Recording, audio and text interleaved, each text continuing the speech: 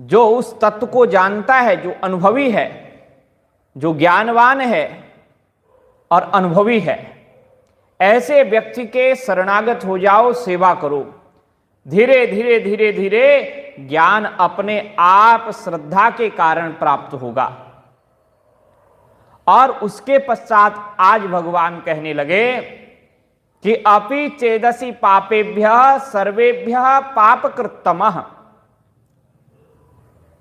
जो ये ज्ञान है, ये ज्ञान पापी को तार देता है। इतना ही नहीं, पापी से भी पापी।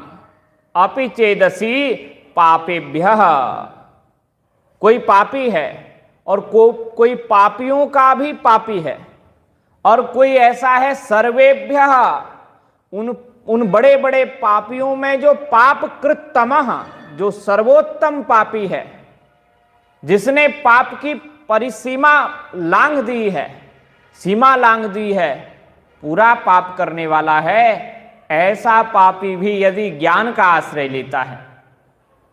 देखो, ज्ञान से कोई वंचित नहीं है, चाहे किसी जाति का हो, चाहे किसी वर्ग का हो, चाहे पापी हो, पुण्यात्मा हो, सब ज्ञान के अधिकारी हैं। लेकिन ज्ञान के अधिकारी उस पापी को धीरे धीरे ज्ञान प्राप्त होगा, एकदम से प्राप्त नहीं होता है। पाप नष्ट होगा, उसका हृदय शुद्ध होगा, तो उसको ज्ञान की प्राप्ति हो जाएगी। सर्वम ज्ञान प्लवेनैव। ये ज्ञान क्या है? भगवान कहते हैं तो नौका है, प्लव कहते हैं नौका को। ये ज्ञान रूपी जहाज है।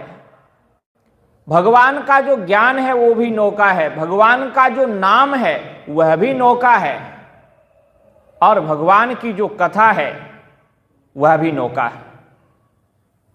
भव सागर जे पार जो पावा, राम कथा ताकर दृढ़ नावा। राम जी की जो कथा है वो दृढ़ नौका है, और भगवान का जो नाम है वह भी दृढ़ नौका है। भगवान का जो रूप है वह भी दृढ़ नौका है।